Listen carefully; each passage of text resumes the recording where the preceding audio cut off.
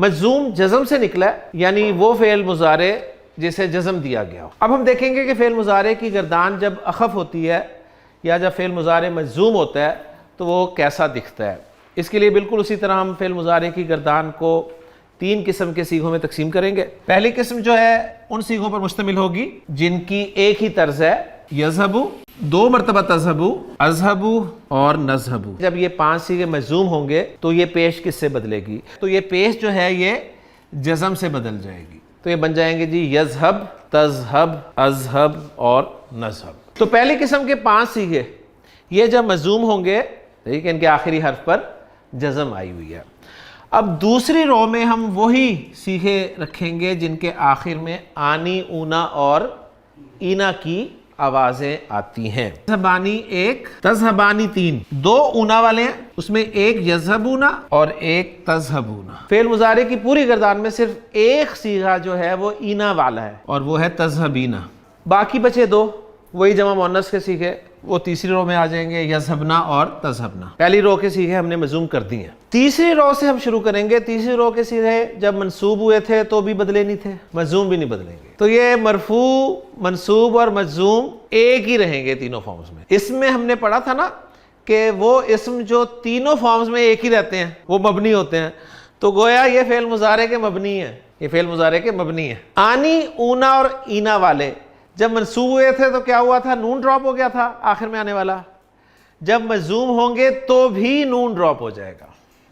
یذہبا 3 دفعہ تذہبا، یذہبو اور ایک الف لکھا جائے گا، تذہبو اور ایک الف لکھا جائے گا، تذہبی اینڈ پہ یا آ گئی، اینڈ پہ یا کبھی بھی 2 نقطوں کے ساتھ نہیں لکھی جاتی، لہٰذا اس یا کو پوری شکل دے دی جائے گی تذہبی۔ اب آپ کے ذہن میں سوال پیدا ہو رہا ہوگا کہ جی منصوب اور مجزوم ہم پہچانیں گے کیسے؟ تو سمپل سا جواب ہے جی، مضارع کو منصوب کرنے والے حروف الگ ہوتے ہیں، مجزوم کرنے والے الگ ہوتے ہیں۔ حروف یاد رکھ لیں گے تو آپ کو پتہ چل جائے گا کہ ان کے بعد اگر یہ صیغے آ رہے ہیں یہ حروف منصوب کرنے والے ہیں یا مجزوم کرنے والے ہیں، اس سے انشاءاللہ تعالیٰ پتہ چل جائے گا۔ تو اب فعل مضارع کی پوری گردان جو ہے ہماری مجزوم ہو گئی ہے۔ فعل مضارع مجزوم کیوں ہوتا ہے؟ تو جس طرح فعل مضارع کو منصوب کرنے کے لیے کچھ حروف تھے، اسی طرح فعل مضارع کو مجزوم کرنے کے لیے بھی کچھ حروف ہوں گے، اور ان حروف میں پہلا حرف جو ہے وہ میں آپ کے سامنے لکھنے لگا ہوں، وہ ہے لم۔ مجزوم تو کرتا ہی کرتا ہے، یہ معنوی تبدیلی کیا لے کے آتا ہے؟ معنی میں فعل مضارع کے کیا تبدیلی لاتا ہے؟ وہ یہ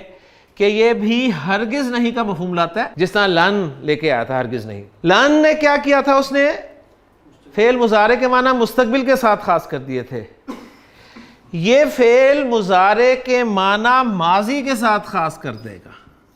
یذہبو کے معنی کیا ہے؟ وہ جاتا ہے یا وہ جائے گا۔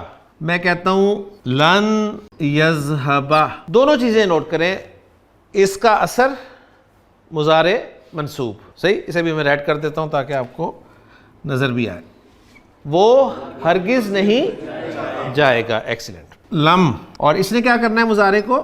اس نے مجزوم کرنا ہے، لم یذہب۔ اب بھی ہرگز نہیں کا مفہوم کریں گے ہم، لیکن ماضی میں لم یذہب۔ اب آپ کہتے ہیں نا وہ ہرگز نہیں گیا، تو اردو میرا خیال ہے کوئی اتنی اچھی نہیں ہے، مزیدار نہیں ہے، یعنی وہ گیا ہی نہیں، وہ بالکل نہیں گیا۔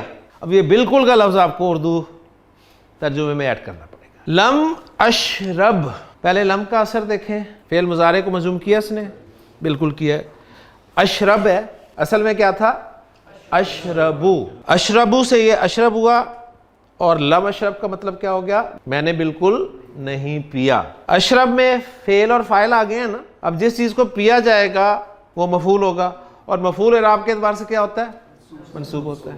تو میں مفعول لا رہا ہوں الخمر۔ اب کیا ترجمہ کریں گے؟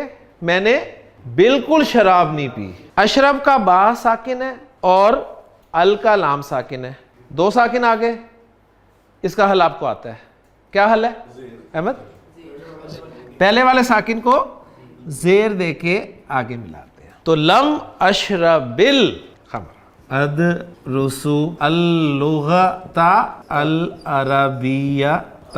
ہاں جی، آپ کہنا چاہتے ہیں میں نے بالکل عربی نہیں پڑھی، لم لگائیں گے شروع میں، اور پھر ادرسو جو ہے یہ کیا بن جائے گا؟ مجزوم ہو جائے گا، ادرس بن جائے گا، اور ال کے ساتھ ملانے کے لیے اسے زیر دے گی، زیر دے دیں گے، لم ادرس اللغۃ العربیۃ، میں نے بالکل عربی زبان نہیں پڑھی۔ لم یلد، فعل مضارع کو صرف نوٹ کریں کہ لم کی وجہ سے مجزوم ہوا ہے کہ نہیں ہوا؟ مجزوم ہوا ہے. لم یلد، اس نے جنا ہی نہیں. لم یلد، اس نے جنا ہی نہیں. سمپل اگر لکھا ہوگا نا اس نے نہیں جنا تو وہ مفہوم نہیں پیدا کرے گا. ٹھیک ہے، جو آپ کو لم کے بعد اندازہ ہوگا کہ لم یلد، اس نے جنا ہی نہیں، ولم یولد، اور نہ ہی اس کو جنا گیا.